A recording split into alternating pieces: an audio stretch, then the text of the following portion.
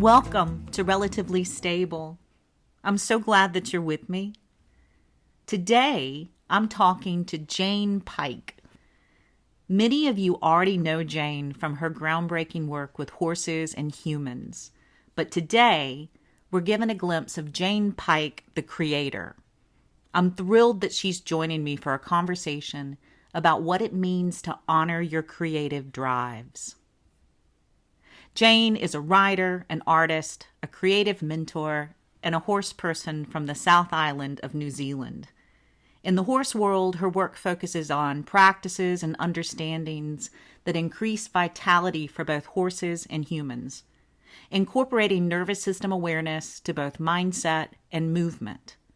The method she teaches explores physical and emotional patterns at their most foundational level, the brain and the nervous system, with the aim of creating adaptability and responsiveness. Jane has featured and written for various magazines around the world and is a sought-after international clinician and trainer through her business Confident Rider.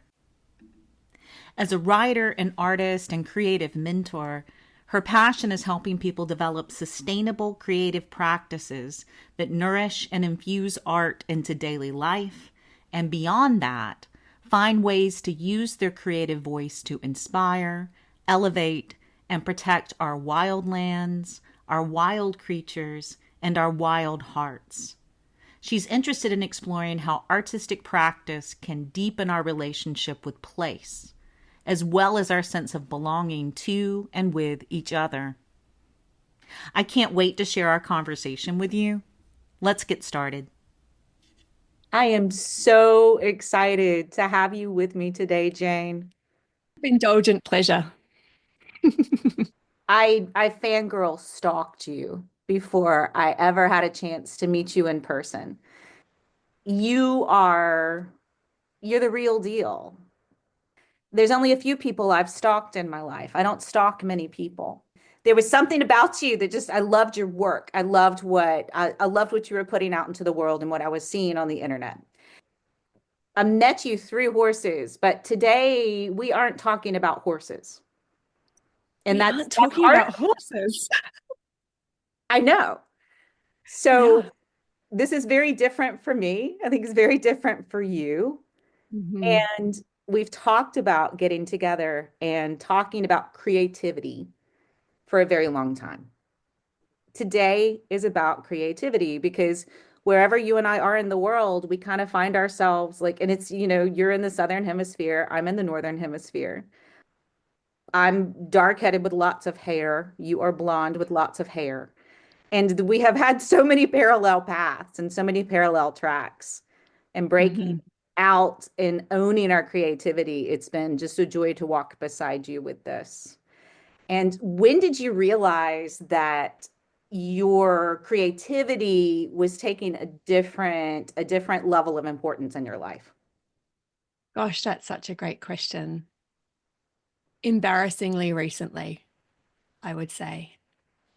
If I reflect back, I've always been creative, in the sense that we would typically understand it. But as far as having it lead and stepping into a place where I'm really leading my life with art in the last couple of years. And that's been an evolution to get to that point of lots of shedding and allowing things to fall away around how I'm supposed to be in the world or what I should be doing or what I need to be doing. And the endless statement we can tell ourselves of, I am so busy and I don't have time, and the stories we fabricate that we get knotted within, they've all started to shift in a really dramatic way. And like most good stories, we can see things more clearly in reverse. Like all things in my life, at least, which have created the really, really good things. And in the same vein, some of the really challenging things, it feels like when something rises to the surface, I don't have any choice but to follow it. So it's not a state of decision or it's more of a just, I have to, okay, here we go. Like You I'm pulled on along the for the trigger. ride. Let's do this now. Yeah. Yeah, yeah. I've lost all free will in this experience. And in a minute, I'm going to ask you to just talk a little bit about the things that you've been creating so that we can get a bigger picture of that for people who haven't been following your work as a creative separate from your work as a horsewoman. Have you found any parallels in the work that you have amassed so beautifully of movement and nervous system understanding in Joyride? Did you find the parallels of when you were coming into this surge of creativity of tools that you hadn't been using on yourself? Yeah, I think it's all really inextricably linked. I don't think, or I know I wouldn't be where I am and giving myself the permission that I have without having done such a deep dive into nervous system based work.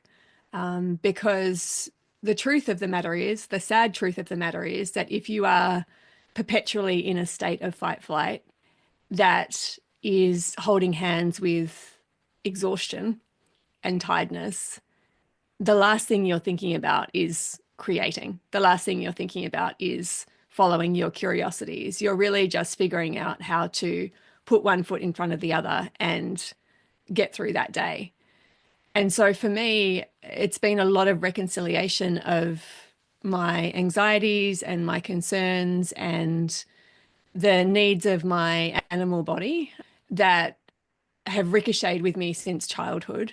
No one's fault, but just the reality of how we sometimes enter into the world.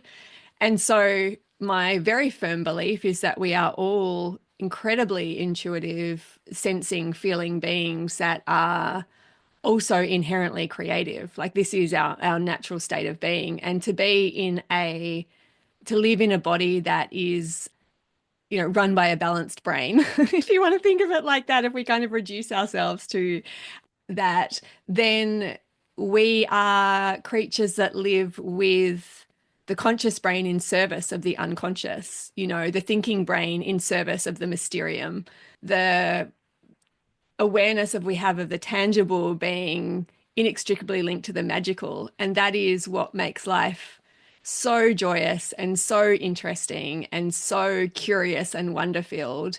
And that is who we are. So it's not so much about you become creative, it's that you return to it when you find a balanced state of being that is, supportive of all different ways of being in the world. And for me, that's what the nervous system work that I've been fortunate enough to come across created. It was like the door to Narnia. It's like stepping through the wardrobe and it's not healing trauma. It can be. It's not getting over something. It can be, but that's just the beginning. It's not the end. And then you're like, right, what does it mean to live a life that's interest led and that is vital and that is magical and these are normal everyday states of being. But for some of us, it takes a little while to get there because the culture and the society that we're a part of is not conducive and or supporting of creative living. And so it becomes subversive to live that way. And you need to find community and understandings that help you reconcile what is perceived to be abnormal and illogical into very normal and very logical ways of being. What in that way, as you were awakening into this thought of maybe I'm going to follow my creative trail more than I have up to this point in my life, how did that awakening look? How did it, what did you experience? There was a really defining moment, interestingly enough, and it was at a retreat that I was teaching. I'd always dipped into this side of my nature without calling it creativity. And I don't know why. I think it's just because, like you mentioned, I've built a career and a life in a very specific area with a very specific interest. And when my interests started to deviate from a central place, I had to find ways of bringing people with me that didn't scare them away. And as adults, it's a real curiosity to me how when you mention creativity from the perspective of art making or mark making or writing, just how decisive and defined people are as to whether they are that or they aren't that. Like, oh, I'm not creative, or I am creative, or I can't write, or I can write. It's very polarizing, and there's very little middle ground that people traverse. And I was kind of aware of that. But interestingly, on this particular retreat, we were doing some free writing, and what came up for me was a poem. And the prompt for that was around the stories we arrive with. So, what stories were already in the clay of your bones? What was in the animus of your body as you came into the world that you believe you carry with you now? And if you were to tap into that on whatever level is available to you, in whatever way you can, suspending judgment and putting to the side any critical voices that may arise in your head, what comes up? Because something does come up.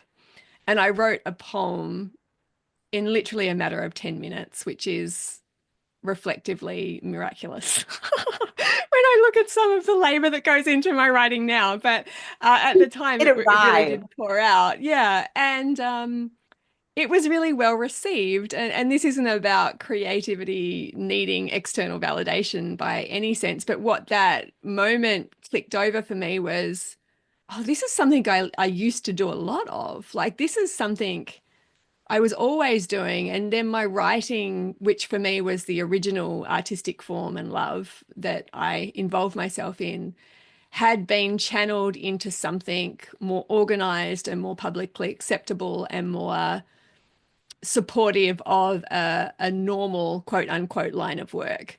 So my work in the horse world and the nervous system world and the movement world sprang out of writing. It sprang out of a blog. It sprang out of sharing information online. And then it became more and more instructional and less creative as that built up. And I invested in that for good reason. And I loved it. It wasn't that that was a hardship. But along the way, what fell was the wild part of me that just wrote for the hell of it. You know, the wild part of me that was expressing so many other things other than this very specific conversation that I was having online. And I've dallied there, but Easy for, especially when so much of your work is revolving around writing, it's so easy for that to happen that you don't mhm. think like you're putting so much time and energy into that that you feel like you're producing, but it is something very different in that space of creativity. And for me, anyway, inherently less vulnerable because when I'm writing around a topic, I'm expressing either an opinion or I'm sharing information or it's instructional in some way. And my creative writing is like my heart and liver and kidneys on a platter, you know, like it's a completely different bodily experience that goes into it and energy. And it feels like I don't know why I'm saying this out loud, but it feels like a younger version of me. Like when I'm putting it out there, like the little Jane is like out there, like exposed. I guess the sort of like unfiltered version of yourself comes Yeah, into play. Yeah, it's like walking around naked. it really is. Yeah, like if someone has opinions or thoughts about what I write on Confident Writer, for instance, it's like, okay, that's a conversation around physiology or around understandings of how a body works and there's references you draw on to back that up. But this is just my heart. And so it's a different kettle of fish altogether. Is there a different fear of judgment than you have in your, and I don't even want to call it technical writing, but is there a Mhm. sort of fear of judgment? Yes and no. I would say that the work that I have been doing for over, 10 years, almost 15 years up to this point has been the training ground for me to have the courage to do what I'm moving into. I have excellent people pleasing skills and I have excellent and very strong threads of I don't want people to be upset with me or I don't want to upset you skills. I'm very good at that. And so when I first started Confident Writer and the exposure that that started to get online means that you open yourself up to people that don't necessarily have kindness as their primary intention. What used to happen is that I would automatically assume that I was in the wrong as a first thought if someone opposed Ah, me online. Not in terms of what I would offer them back, but my first intuitive, energetic response was, what have I done? I need to like fix that or I need to remove that. And I had to sit with the uncomfortability of that and remove my behavioral patterning, the conditioned patterning from the objective experience of what was going on and learn to meet that from a completely different place, which meant that over the course of that 10 to 15 years, I've really developed different ways of conducting myself and different ways of understanding feedback and learn to, yeah, just mature that part of myself. And so when I step into creative work and sharing creative work, it is terrifying, but my biggest commitment is to something beyond that terror.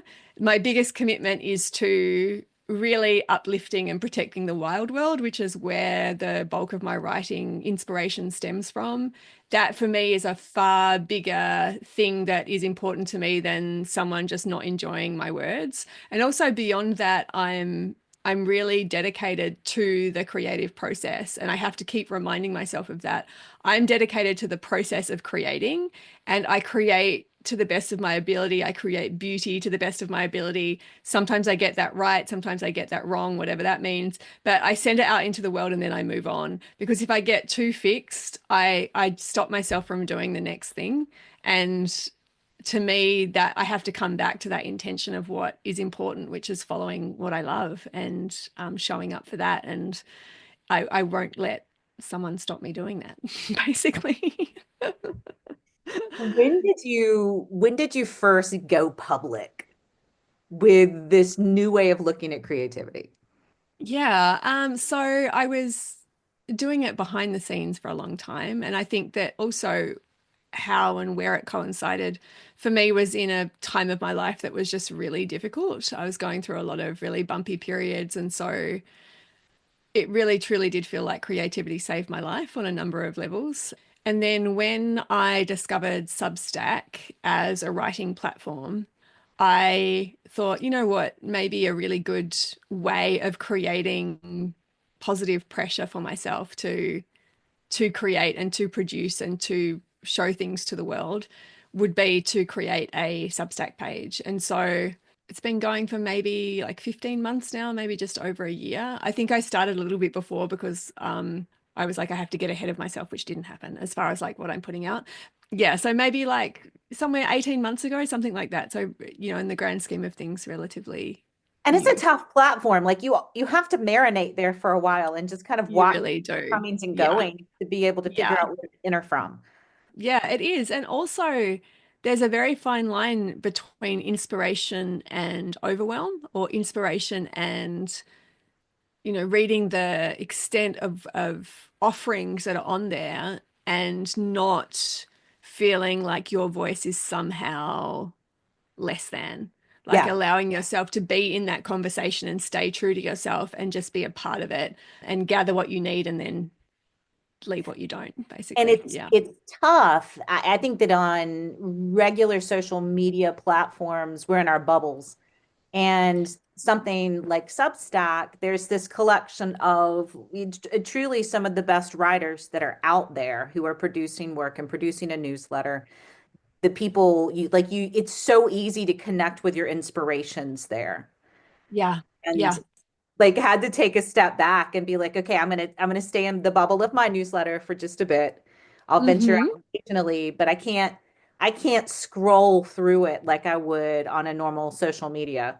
Yeah. Yeah, absolutely. And it's humbling, in lots of ways. Like you and I have both developed a degree of success. I don't really love that word, but we're solid where we are in terms of what we've created. And there's an element of starting over. There's an element of newness and beginningness and here we go againness to it. And it's interesting to step into that place where you're out of your niche, you're out of your area where there's, to an extent, people know you. Not everyone, I'm not assuming that at all, but like there's a degree of comfort to Yeah. that.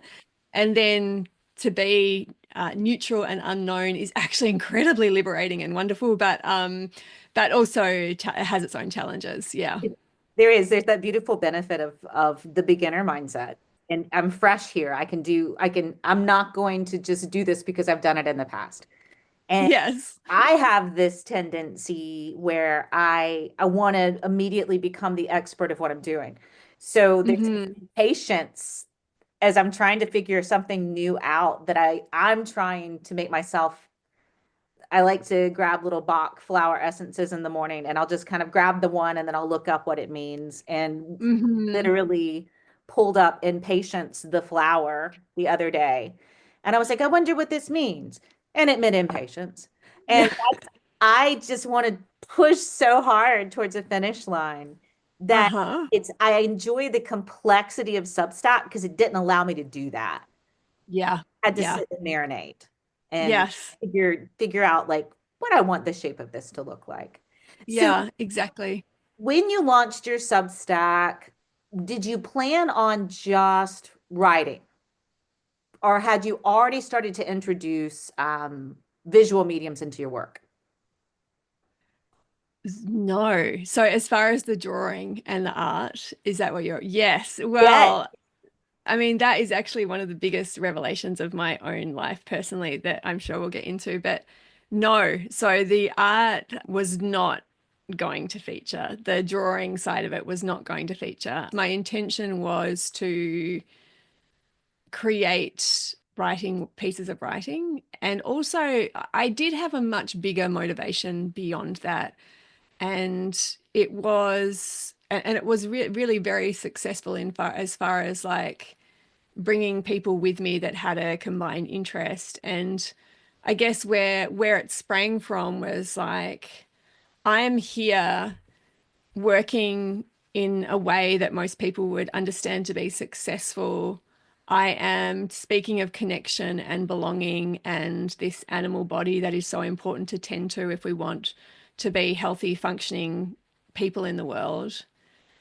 And yet I feel like I am still part of a system that is bleeding me dry. I'm tired. I'm beyond tired. I am saying I'm busy all of the time. I'm not having enough time outside. I'm not having a time enough looking at the birds. I'm not doing all of the things that I recommend other people do. And I dissent, like I'm done. That was really how I felt like I am done. I really reached an internal threshold.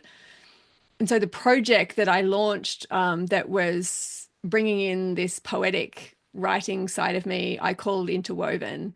And that was about explorations of nature and place as an explicit intention. Like, I am going to write about this every week and I'm going to bring you with me if you want, because I am living in a way that I do not want to be living. And there is an end point to that, and there's an end point to my life, frankly. And I want everything moving forward to be in service of this incredible world that we're a part of, and also a way of living that is sustainable. That really hit me between the eyes, I think, last year. One of the beautiful and challenging aspects of my nature is my impulsivity. So I'm like, let's go, team. We're doing it now and yesterday. Yeah, so that's how that kind of kick-started as well from a community aspect, and it's morphed into something else more recently, just as a result of some changes that needed to be made to ironically also make that project sustainable. So, yeah. The world is thankful for your impulsivity. We benefit from it greatly. So when did you start drawing? Have you always drawn? No. No, no, no. I am one of these classic people that is like, I cannot draw. I can only draw stick figures. I have incredible visions in my mind about what I would like to draw. And immediately, as soon as it came out on paper, I'm like, what is this ungodly creature that is in front of me? I really empathize and understand that feeling of like, oh, there's this thing I can do, and there's this thing that I can't do. It is kind of ridiculous to describe because it feels like magic. And I think that we are magic in lots of ways because when you start to play more in your right brain, you start to lessen the stranglehold that the left brain has, which is this analytical, questioning, judgmental at times part of us, which of course we absolutely need, but tends to be over magnified in our creative selves. My belief is playing more in that side, playing more with creativity, really getting into understandings about movement and the nervous system got me to a place where I followed lines of curiosity which I'd never allowed myself to follow before. And I let myself learn, which as adults we can be really crap at. And so one of the ideas that I had was a singular thought around, I would really love to be able to draw birds. That was the thought. I'd love to be able to draw birds. That I love looking at art that involves birds. And I'm really one of my obsessions, which is why my Substack page is now called To Begin with the Birds, is to help protect and create more awareness around the plight of New Zealand's native bird species, which are, if in many cases, endangered or on their way out for a variety of different reasons. And And there are so, literal works of art walking around. Like I oh, am amazed at these creatures that are outside your window. they're very, very beautiful. Yeah, very, very beautiful. And one of the things, just to go a little bit tangential on this, is that when New Zealand broke off from the rest of the world, when the tectonic plates were splitting, there were no mammalian predators that came with us. And so a lot of our bird life is ground dwelling, flightless, or doesn't fly very well, and also have set up nesting sites which are very easily accessible to predators. And so, I mean, there were some definitely species that were overhunted as a result of the indigenous tribes or the Maori people came here from the islands maybe 800 to 900 years ago, and that also they brought rats with them at that time. So, but that had a limited effect in comparison to colonization, where we introduced rabbits. And the idea of rabbits was that we had found this country that was similar to the UK, similar to the Isles, but we could bring over different animals to hunt. So in the UK at the time, hunting was a something that was reserved for the higher class. And so Yes. it was something here that we could do, and we weren't bound to those same rules. So when we introduced rabbits, we expected them to function in the same way as the UK, and they actually completely decimated the landscape here to the point where they became like blankets of rabbits across the hillsides. It is Oh still a God. problem, but they really decimated the landscape. And so we came in with a very ingenious plan to oppose the rabbit with the stoat and the ferret and some other creatures that were seen as their natural opposition. But of course, they just ended up eating all our birds. And so New Zealand has one of the most rapidly increasing lists of extinct or endangered species anywhere in the world.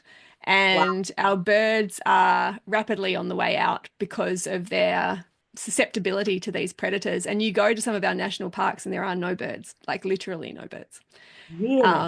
So it's a big, big deal here. And I think that people don't realize how much of a deal it is. And so that's No. one of my passions is bringing that to the forefront. Anyway, sorry, I got off track. No, I'm Um, glad you did. So yeah. what the purpose then as you started to draw? So drawing for me, the first thought that I had was I would really love to be able to illustrate my work. Like I have and had a vision to write a book, and that's in the early stages of happening now. And I thought I'd really love to be able to add my own sketches.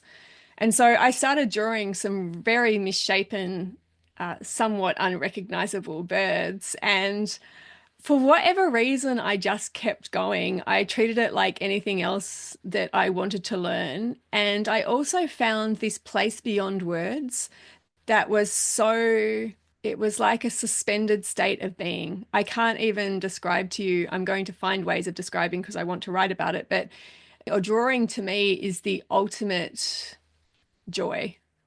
There's nothing I love more than drawing, which is just such a wild thing for me to say, given that You not that never long ago. thought you would say Yeah, this. really, no. It's there are people now when I draw and they're like, I didn't know you drew. And I'm like, I didn't. Like, that's why you didn't know, because I didn't draw. Um, so yeah, I just dedicated myself to it and I get lost. Like I could literally draw all day and not think of anything else and not be concerned by anything else. It's like the number one thing on my list that I would love to do or do love doing.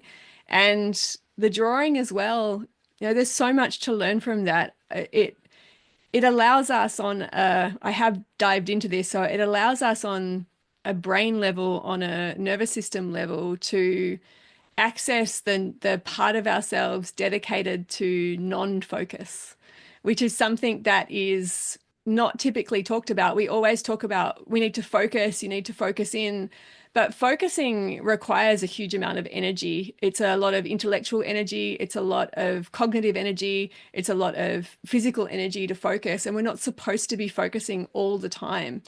And when we don't have periods of non-focus in terms of the part of our brain that's activated, then that focus muscle itself becomes atrophied, not through underuse, but actually through overuse. It's like a tight, contorted muscle that doesn't get a rest. And so a lot of us are in stages where we're focusing on things that require us, like our work. And then after our work, we're on our phones or we're scrolling, and that's not non-focused time. That's actually time where little drops of information are feeding into our brain at a rate that our sensory system can't assimilate. And so we're never having these spaces of opening where ideas are free to find us or where solutions are free to find us.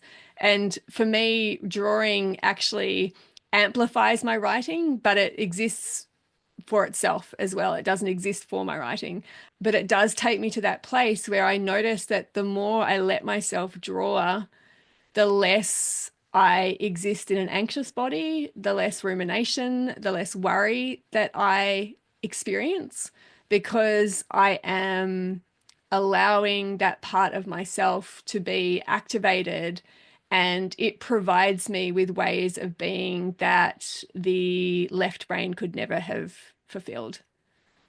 Is the non-focus state, is it similar to a flow state, or are those two things different? I think they're different. I think they're different. So there is a Harvard University study, and this makes me smile every time, for people that have studied doodling, so the act of doodling on a page. And doodling is that same unfocus. It's you in a daydream state, I guess, but it's different to that, because drawing, I mean, you could say that drawing does require focus, but it's not the same focus as language. It's not the same focus as words, and it's a coordinated focus between our hand, our eye, and our brain, which as human beings has been something intrinsic to our evolution, is very organizing. So there's a part of our brain called the basal ganglia, which is part of our reptilian brain. When we experience a trauma or an upset, it gets very disorganized. And so anything that requires repetitive movement of the hands or coordination between the eye and the hands is very organizing for that part of the brain. So it's inherently soothing, it's inherently comforting, but beyond that, it actually is taking what can be a scattered library of assorted parts in our mind and bringing them together in a place where they're available to be accessed. Have you done research on what brain waves are happening when we're drawing? Have you looked at that at all? I haven't, but I am really interested in it. Yeah. I'm really interested in it because, I mean, obviously I've been interested in the nervous system for a while, but So there's one side of it which is once we have got ourselves to a stage where we're sensing our way through the world rather than thinking our way through the world, and we're outside of that fight flight nervous system response being the dominant place that we're leading life from, then we're able to access our creative brain and our curiosity. So that kind of opens up to us. But then there's this paradoxical side of it as well, meaning that if you actively step into that side of your brain, it also can lead you out of this space that is tight and concerned and only occupied with survival thoughts. So there's this, it's like you're always kind of going to get there, but you can actually intentionally get there by allowing yourself to step into that space and follow something as simple as your curiosity.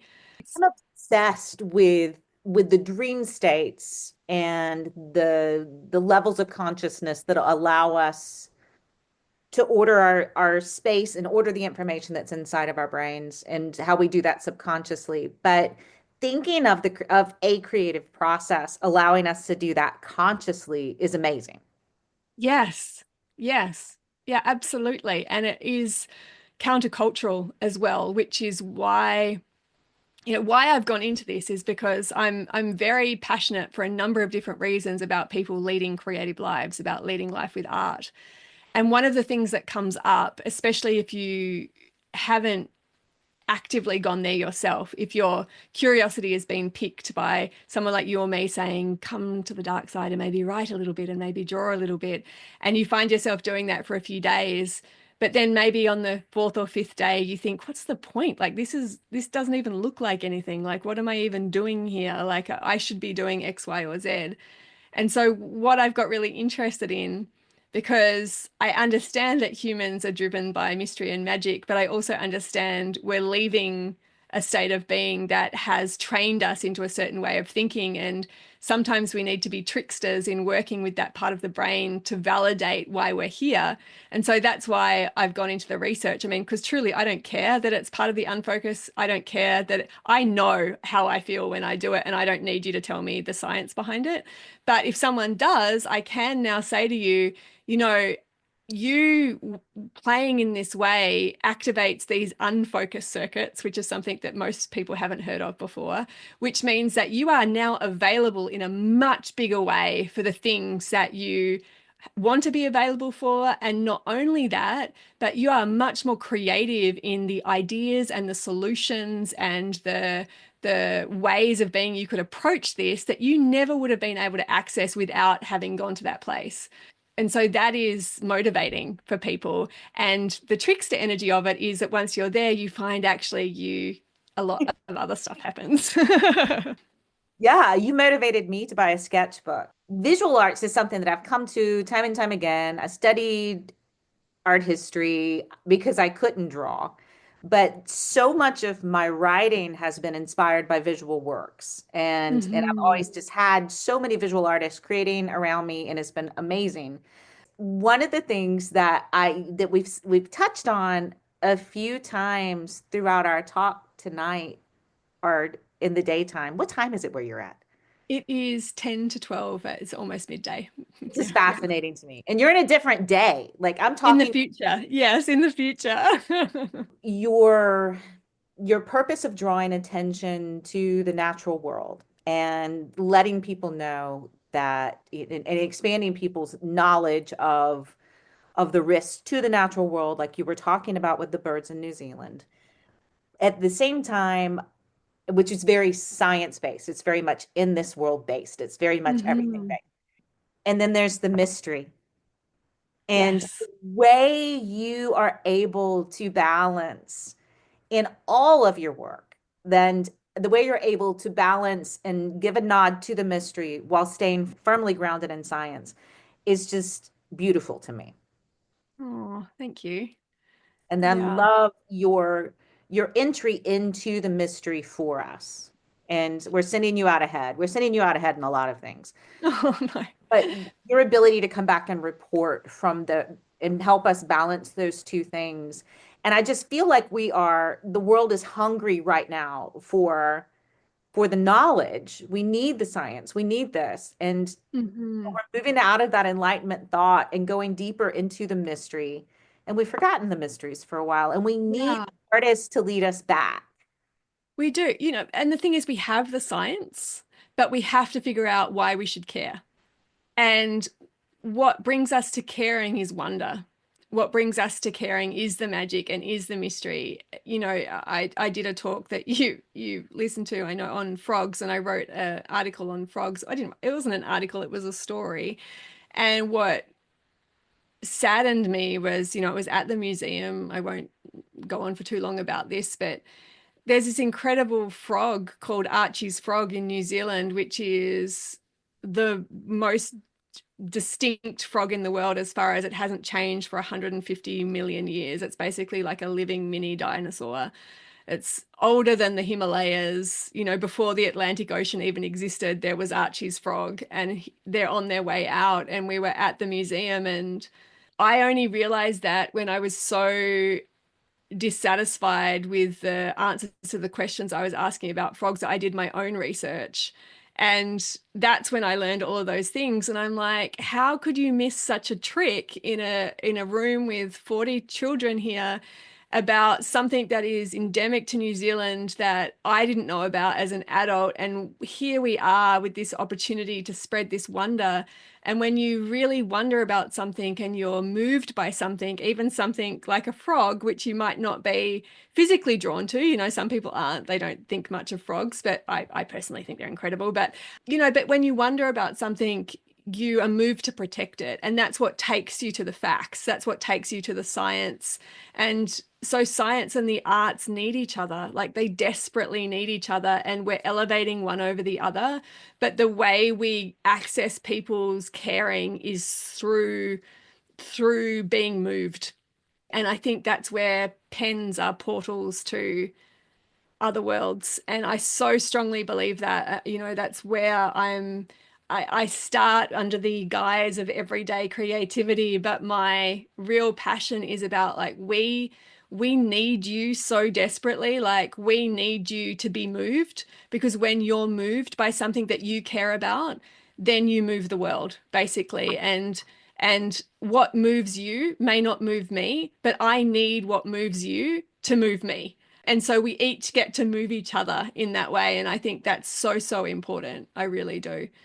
And there's something so tangible when you're sharing space with somebody who's in the middle of creation. Yeah, There is something so sacred about that atmosphere. And there it can really make it is. incredibly hard for people to live with artists. It can make it incredibly hard when you are being pulled along with the thread of something, and it's hard to share space with that, but at the same time there's a tangible shift. I know there's a Yeah. tangible shift within my own energy, and I can feel it when I'm around someone else who's caught in the flow of that. What do you think makes it hard? Because I'm curious about this. I'm Ah, wondering if I'm turning the spotlight around a little bit. yes. I wonder if it's hard when you feel removed from the magic yourself. But if you're in the space of co-creating and someone's excited and you're excited, and even if you're doing different things, it's like it exponentially increases the excitement. But if Okay. you're looking and you feel trapped in some way, or like you're like in the humdrum and they're doing this Yeah. thing that's exciting, then it can be challenging to witness. There are three defining moments in my life. And the first was when I was studying writing at college, and I was surrounded by deep academics doing their deep academic thing in the literary world. It was constantly thrown out that writers had the highest divorce rates.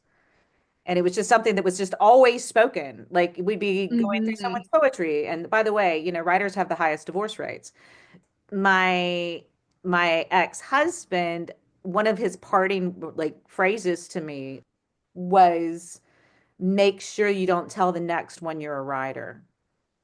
And so I was like, oh, okay. So apparently I go somewhere else when I write, and What a that's not statement. comfortable. Right. And now I'm married to somebody who says that back to me with joy. Like, wow, I'm so glad that you're a writer or Yeah. oh like ooh, this is rough watching you create and Yeah. be joyful and to pull me along. And it is, I think that you're absolutely right. It is people who are craving that sense of being caught in the flow of sinking into their own creativity. It's tough for them to be near somebody who's in that place and they don't feel that they have permission to go there. Yeah. Well, you're not controllable No. in that space. And I think it's a very curious thing to me because on a cultural level, that's why creativity is so that's why people are afraid. Like journalists are targeted in countries where free speech isn't available. You know, writers are where books are banned. You know, writers are powerful people. It's the artists are powerful people, and that's been demonstrated through history.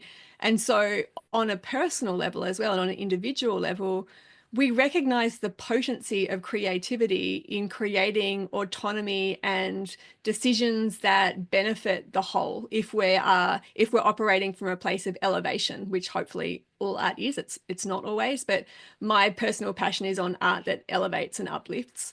And so you recognize that life force in someone, and if you believe you don't have permission for that as well, through which can be not as a result of anything external to you, but your own belief system around I'm not creative, I can't write, I can't draw, all of these bullshit, excuse me, beliefs that we tell ourselves, then that becomes a very bright light reflected back to you that Yes. you either use to propel yourself or you try and shut that down in someone else. Absolutely. And so much of it hinges on fears. And I think a lot Yeah, of times in my creative process, I've allowed other people's fear to get in the way of it. yeah, And yeah. I And that and I want to please, like you. I want to make sure that yeah, I want to make sure that the people around me are not having a miserable time. I want to yes, make sure that I'm doing the right thing. And yeah. it wasn't until I started really taking a step back and sinking into other people's projections bouncing toward me, that mirror reflecting back, I didn't realize how much of other people's fears was keeping me from launching fully into my own creativity. Yeah, so much in alliance with that. Yeah. And I think for both of us, like those people pleasing patterns, I think I should probably say like I'm much less willing to please now. Like I'm really like that is a fire that is burning out. Like I'm really going somewhere different now, and that is an ember. And I'm still Has dealing. limited tools. It really does have a limited future. Yeah, I'm reconciling its shadow from the past, but it is not a big player moving forward. I feel that the deeper as I walk into my cronyism, the deeper Yes. I embrace her, that's less and less. That's less with each passing day. Yeah, absolutely. Yeah. But rediscovering that flame of creativity that we're being pulled to within the natural world. And I have always been surrounded by nature writers, and I've been surrounded by ecologists, and I've been surrounded by these people doing it on an academic level. And I love primitive art. I love outsider art. I love the art that we're not going to see hanging in the gallery. I love the person that I'm going to find on the side of the road that's been creating.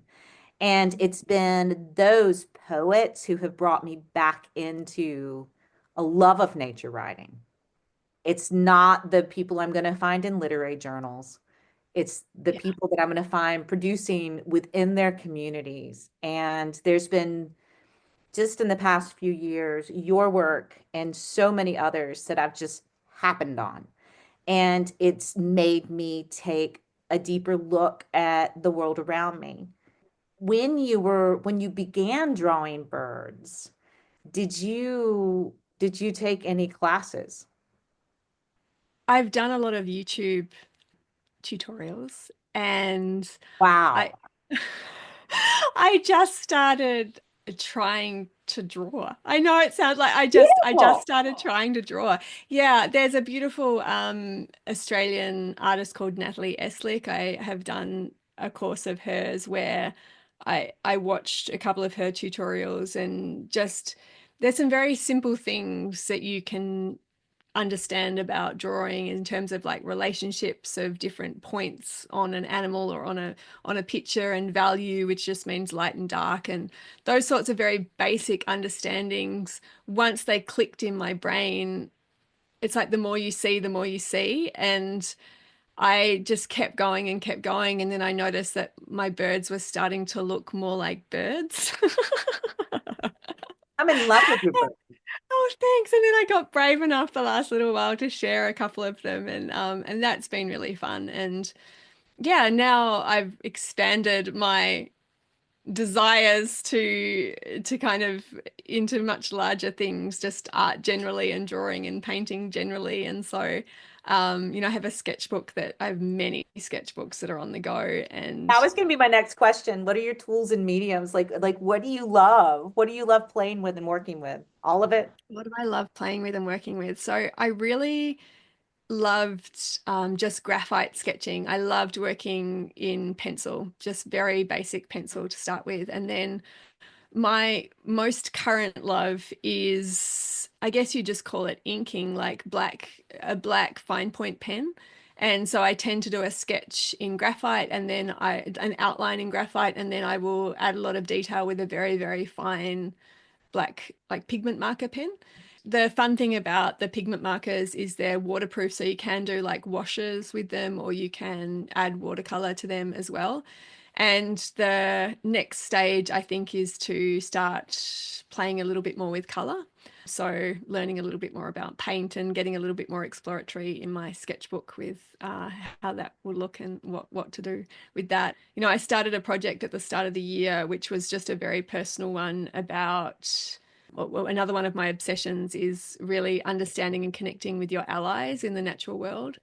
And I went through a really rough patch towards the end of last year, and so as part of my intentional decision to step outside of that, I was like, every morning I'm going to wake up and I'm going to draw whatever natural ally grabs my attention. And so I've created my book of allies, which is drawings of whatever or whoever has spoken to me that day. And that's something that I'm really keen to share as well, and kind of develop a bigger project around, because it's just really moving to me. Can you explain to us? Because I think so many people in the barn have heard me give a really poor explanation of it, which was Omen Days, because I'm Mm, obsessed. So yes. did you have any discovery? First off, I want you to explain to us what Omen Days are. And Yes. secondly, any sort of discoveries that you made going through the process of noticing.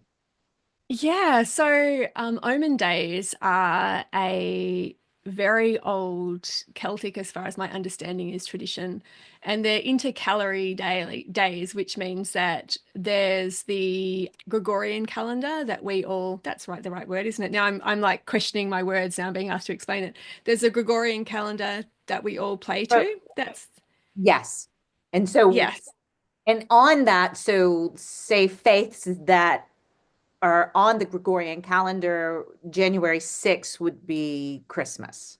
So what it is there's a space where the Celtic calendar didn't match up with the Gregorian calendar. And so this Omen Days was the intercalary days, they called them, where the two calendars were catching up to each other. And they were also, I hope that that's right. I could be using the incorrect terms, but I hope that that's kind Yes. of the premise behind it. Is there's two different calendar systems that are out of sync for a number of days that go between Christmas and January 6th. And so where the tradition arose from, and I'm sure it's actually beyond that as well, because that calendar wouldn't have even featured really as part of that tradition originally. What that period represents in days is the following 12 months. So, say December 26th represents January, December 27th represents February, and so on and so forth. And so, at that time, how they understood it to play out was that you intentionally connected with the natural world, you observed what went on around you, and you were offered an omen on that day, which could be a wren landing on your window, or it could be that, you walked under an oak tree and an acorn fell on your head, or perhaps you had a thought, or a flock of geese flew over and that was your omen. And so, of course, during that time, the connection and understanding of natural signs was much more intrinsic than it is to us these days. And I think we have the opportunity, whether this is correct or incorrect, to create our own mythologies and our own understandings of signs and signals. And to an extent, that's what always has happened, but we've lost our sense of that. And so the way that I practice it is that I tune into what has registered in the biggest way. So if I do really take notice of a particular animal that's crossed my path, or there's a song that even comes on, or there's like this series of words that I just keep hearing over and over again, I'll just journal about that. I'll be like, this is what's happened. What is the possible meaning that I could take from this? I don't overthink it. You don't have to go down, too many rabbit holes with it, but it's just a really beautiful practice of noticing, I think. And it's always very interesting to me because I think we all intrinsically feel there is this hush that happens. I guess the other thing that happens there on a astrological level is that the distance between the Earth and the Sun, it's in a period of suspended animation for that time. So it's the time in our evolution, on a literal revolution of the world, where we are most stable in our position to the other entities around us, in particular the sun. And so after that, it starts to sort of shift in the other direction again. And I think it's just a beautiful practice. It really is, yeah. I stand to be corrected on a number of factual elements of that, but just as a practice, it is a really beautiful Yeah. thing to It, enter it, into. it sounded absolutely legitimate, everything you said. Excellent. And Never Google anything. No. explain to us how Interwoven moved into what you're offering your community on Substack now. Yeah. Explain that evolution to me? So Interwoven started as a poetic and practical adventure into our relationship with place. And the poetic side of it just comes off the reality that my writing tends to err that way. I don't know why, but it just comes out in a sort of singy song-like type fashion that I'm always interested in. But so I wanted to make it not like, it wasn't mechanical, it wasn't going to be methodical. It was really looking at mythologies and the underlings that course under the surface, and similar to what we've just been describing, like the magic and meaning of place and our sense of belonging to it. And how that evolved was each week I would pick a theme to work on and I would explore that theme myself, and then I would write about it, and I would offer prompts and readings to anyone that was a part of it who wanted to adventure alongside that with me. And it was very, very beautiful, and it was a lot of work in the best possible way. But what I realized after, I think we did 16 revolutions of that over a period of months. So I kept offering them in chapters, and then we would have a little break and we would have workshops and things that went alongside that, which is still available for people. What I was interested in developing and what I was hearing from other people as well was, okay, so beyond this specific project, how does this continue? That was the first question that I was asking myself. And how does it continue in a sustainable way? Because it's quite, for anyone that's compiled these types of projects together, there is a lot that goes into it behind the scenes. And when you have family and work and, all these other things going on, you need to keep asking yourself how things evolve in a way that works for everyone. And so that was the first question. And the second question was, people were really keen to share with me and to share their creations, not just with me, but with each other. And I was really interested, not in just myself, but I was interested in other people's experiences. And the medium of Substack for me didn't provide that easily. It was Hard. good for me sort of like Bring people figuring together. things out. Yes. And so I had to really sit with that for a while and had a little crisis about how to figure that out. And so what I've transitioned to is a community space called Circle. Sorry, this wasn't what you asked me, was it? Should I It stop is. here? It is. Or do we keep? It is? I forgot the question.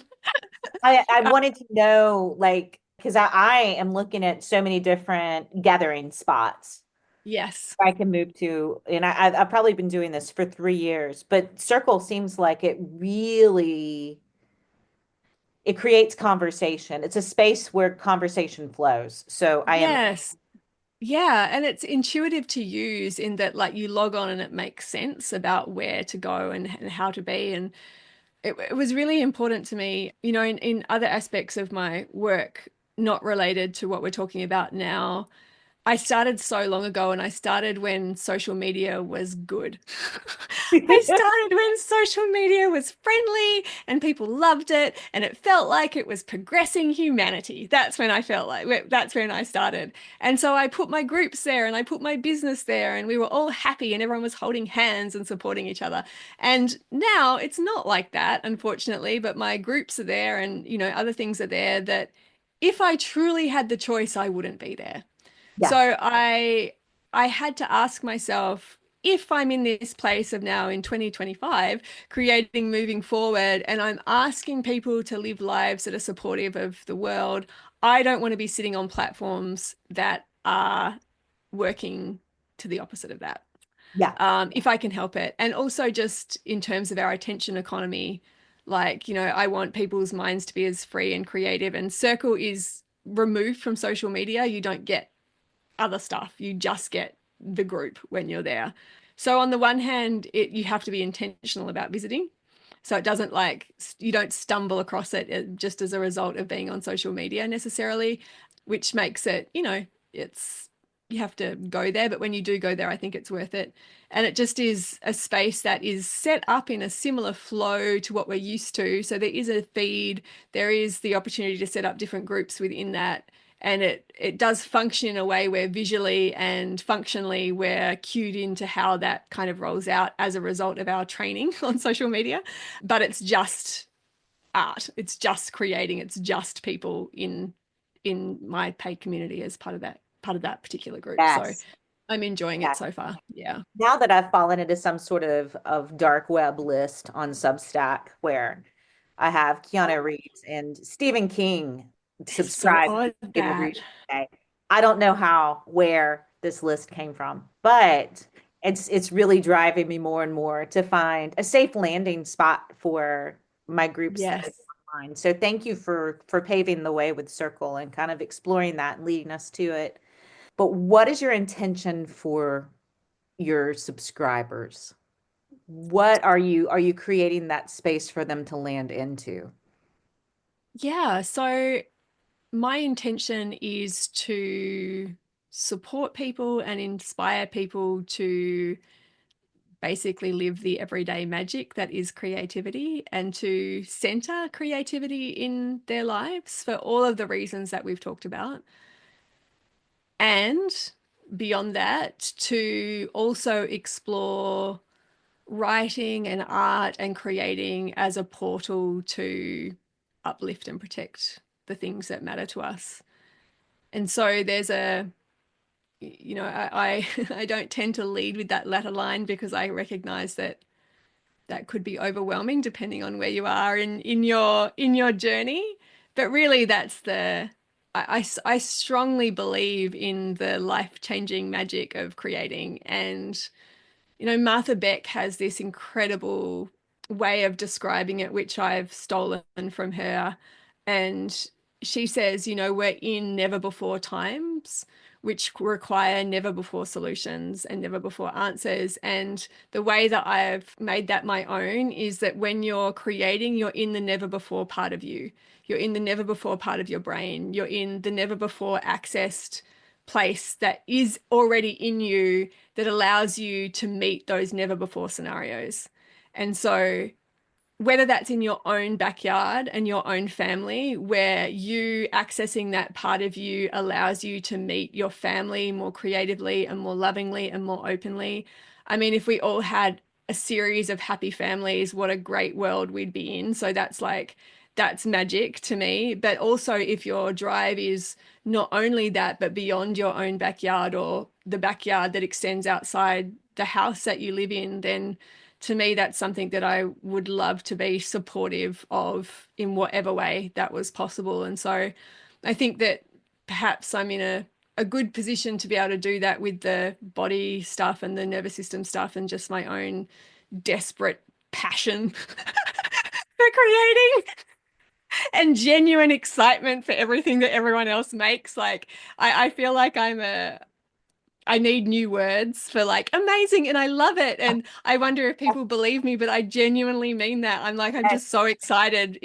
Honestly, if anyone chooses to start something that they've either never done before, like I've got a couple of people in the group that have never drawn and they're sharing these sketches, which they obviously feel vulnerable about. They don't feel that they're good. I just think that's like, what an incredible thing, you know, as adults, we don't very often let ourselves do that. And I'm just that's so inspiring to me. That's way more inspiring than most other things I read about in the news. I think that Seriously. yeah, That I put most of my life I put out in my writing, and there's not anything that makes me feel like, I don't know if I should do this, but playing in my sketchbook, and I was like, I'm gonna put this in my newsletter this week. I'm gonna send yeah, it out to my subscribers. I'm gonna do this. It was hard. yeah, I felt like a little kid, like I've been sketching kittens and I've been like sleeping cats, just seeing if I can do them in like one continuous line. And I've been yeah, just presenting them to everybody. I'll be like, "Do you want to see my cat? You want to see this?" yeah, And like I'm this like little kid, and you could tell they're like, that's okay, Kim." yeah, But I'm like, "I'll do it if I go there too. If I'm going to go yeah, there and exactly. produce my sleeping cats, then you have." Hmm. And that's what I love about your work. You are how you are continuously trailblazing the way deeper into our understanding of us, how we work physically and mentally, and how we work on that level of magic when we are diving deeper into our creativity. And I'm going to ask you something that I didn't prepare you for beforehand, but if you have something on hand, I would love it if you would give us a little reading of something, either something from your Substack or something that Sure. you. Hmm. I'm just writing a poem at the moment, but it's not finished. I will read you a little piece that I wrote on nesting. Thank you. Does that work? Because it's not, some of my stuff's quite long and we don't want to be here all day listening to me, do we? But well, Well, I so do, this but is this is called nesting. A bird makes her nest through a ritual of repeated tenderness. She has not been taught or shown. The first nest she understands is the one she is born into, and yet, at the same time, it is the nest she's always known. For the nest is as much the bird as feather is the wing. When the time comes for her to build her own, she trusts not the tree to hold her or the alcove to support her, but her own understanding of homemaking and belonging that she carries in the outline of herself. thank you. You're welcome. It's just a little one. And this is the person that, what, 2 years ago allowed yourself to say, I may write poetry. Yes. Yeah. I think I'd always been writing poetry, but just not let myself write poetry. Yeah. Where can people find your work? There are two places, but Substack is probably the place that if you stumble across that will be the most interesting because the actual writing's there. And that is janepike.substack.com. And then to get to the other parts that we've described on Circle, that's just part of the paid subscription on Substack. Yeah. I'm going to link to that in the notes for this show. And it is an absolute pleasure to have been able to spend time, unadulterated time, talking to you about creating. We're amazing. We did it. We've been talking about doing this. I have to actually flip the tables on you as well with it, but it was so fun. Thank you. And such an Talked honor. about it for a year, and I Yeah. almost backed out last night. I was like, I can't do this. I can't do this. And then I was like, wait, I can do this. This is going to work. It will work. Thank It has worked. has worked. And I can't wait to see what you're doing next. And before we go, what are you working on? What is in the works right now? What is in the works? I have so many things in the works that I have to cut it down for myself to focus. I'm a multi-project, multi-passionate creature. I have a book that I'm writing that is about the birds in New Zealand, and I have no idea what form it is looking like at the moment. It's looking like a very long poem currently, but basically my own passion project for protection and from a very poetic angle. And then I am just writing frequently as a practice of everyday love generally, and then producing kind of weekly, bi-weekly for Substack in that way, and also daily in my group as part of our creative community, which I've just called Creating Wild, which is fun. Oh, I Yeah, love that. I renamed it. Yeah. I love this. Well, I'm Yeah. going to link to your work and where everyone can find you in the notes. And I thank you so much for joining me today. Thank you. You're such a gift. You are amazing. And we're going to have more conversations. I know it.